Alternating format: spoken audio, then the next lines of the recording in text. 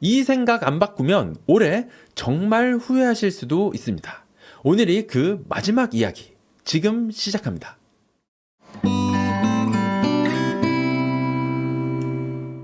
지금 서울 집값 다 거품이잖아. 지금 집 샀다가 일본처럼 거품 터지면 잃어버린 30년, 30년 내내 집값 떨어지고 거지 된다고. 이것도 정말 많이 나오는 레파토리 중에 하나입니다. 근데 일본 집값이 막 폭락하고 있다는 게 과연 사실일까요? 그냥 검색 한 번만 딸깍 해봐도 도쿄 중심가라고 불리우는 도쿄 23구의 구축 아파트 가격이 얼마나 급격하게 상승 중인지 바로 알 수가 있거든요. 1년 만에 거의 39%가 올랐습니다. 서울 아파트 10% 오르는 거는 뭐 귀여워 보이는 수준이죠. 도쿄 23구랑 서울이랑은 되게 공통점이 많습니다.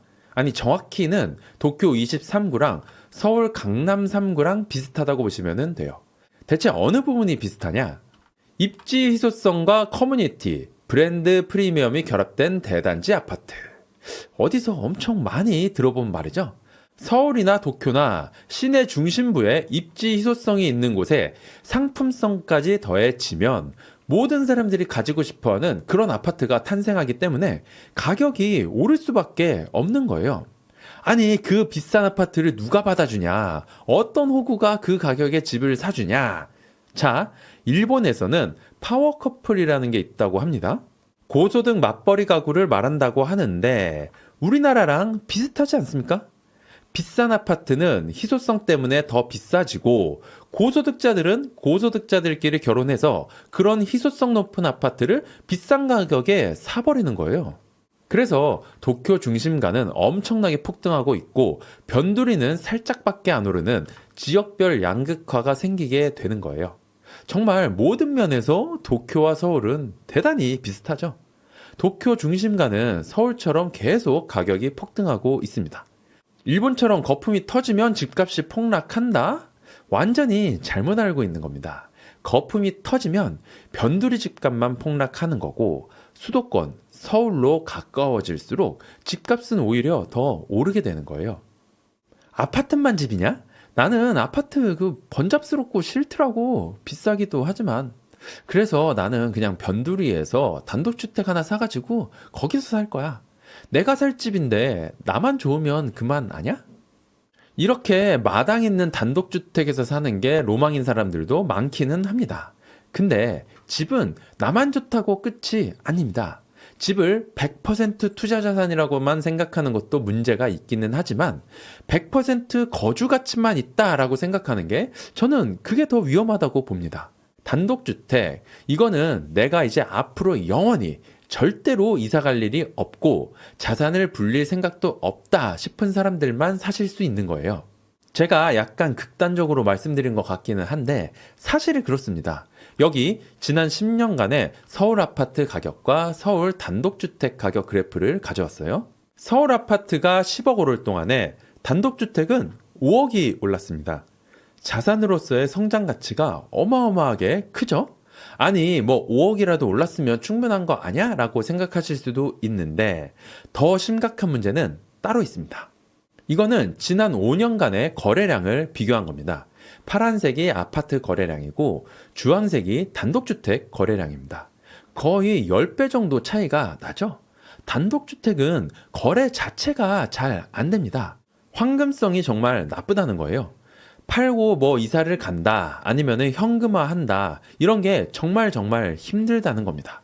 거주 가치야 사람마다 주관적이고 누구는 아파트가 더 좋고 누구는 단독주택이 더 좋다라고 할 수도 있겠지만 다른 대다수의 사람들은 관심이 없는데 나만 좋아한다? 이거는 자산으로서의 가치나 황금성 측면에서 정말 안 좋은 선택입니다. 최근에 통계청에서 발표한 신혼부부 거주 형태 데이터를 보면은 아파트가 77%고 단독주택은 9%밖에 안 되죠. 절대 다수의 사람들이 아파트라는 주거 형태를 선호하고 단독주택을 찾는 사람은 거의 없다고 보시면 돼요. 심지어 아파트 거주 비중은 해가 갈수록 점점 더 늘어나고 있어요. 5년 만에 거의 10%가 더 늘었죠. 만약에 집을 살 결심을 하긴 했는데 서울 아파트는 너무 비싸니까 저기 변두리에 한적한 데 가서 단독주택 짓고 살고 싶다라고 생각하신다면은 그 생각을 좀 바꾸시는 게 좋습니다. 집은 단순한 거주 공간이 아닙니다. 동시에 자산이기도 해요. 아닌데, 진짜 부자는 아파트 같은 데에서 안 사는데? 진짜 부자들은 이런 영화 기생충 같은 데에 나오는 으리으리한 단독주택에서 산다던데요? 네, 물론 맞는 말이기는 합니다. 근데 그거는 진짜 부자들, 뭐 그런 사람들의 얘기예요. 재벌가 총수라든지 너무 유명한 연예인이라든지 이런 분들은 아파트에서 동네 사람들이랑 엘리베이터 같이 타고 현관 앞에서 쓰레기 버리다가 옆집 사람 마주치고 뭐 이런 게 불편하실 수도 있겠죠.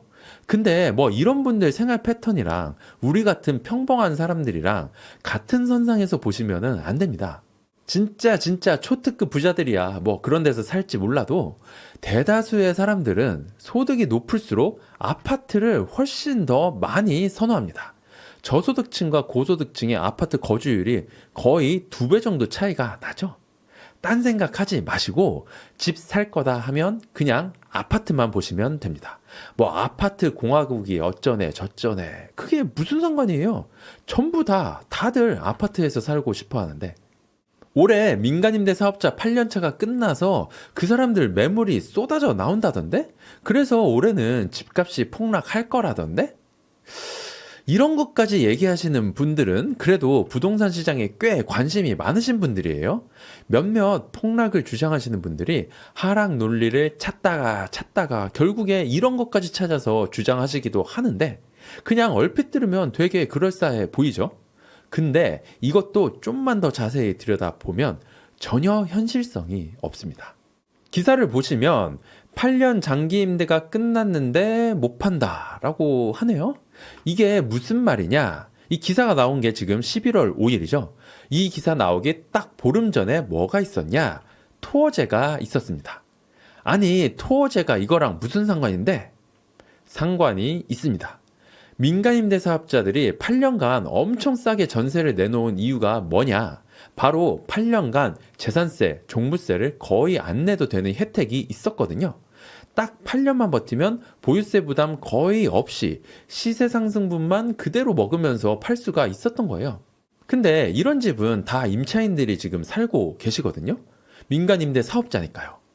토어제가 뭐죠? 새 끼고 있으면 팔 수가 없는 제도죠. 이분들이 느닷없이 토어제를 맞으면서 이 물건들을 팔 수가 없게 된 거예요. 이러니 매물이 나오겠습니까? 뭐 우연히 전세 만기가 아다리가 딱 맞은 그런 매물들 말고 얼마나 매물이 나오겠어요? 심지어 그런 매물들도 임대차 3법 때문에 여차하면 갱신권 쓰고 2년 더 살 수도 있는데요. 이게 참 희한한 나비 효과죠. 집값을 잡으려던 정책들이 오히려 집값이 안 떨어지게 하방을 딱 받쳐주는 거예요. 그리고 막상 그 나올 수도 있다라고 하는 임대사업자 물건들이 뭐 그렇게까지 막 인기 있는 그런 아파트들도 아닙니다. 그 당시 공시가격 6억 이하 아파트들만 등록 임대가 가능했기 때문에 지금 임대사업자로 있는 매물들도 대부분 비선호 지역의 소형 물건들입니다. 이런 매물은 지금도 노도강 금강구에 널려 있거든요.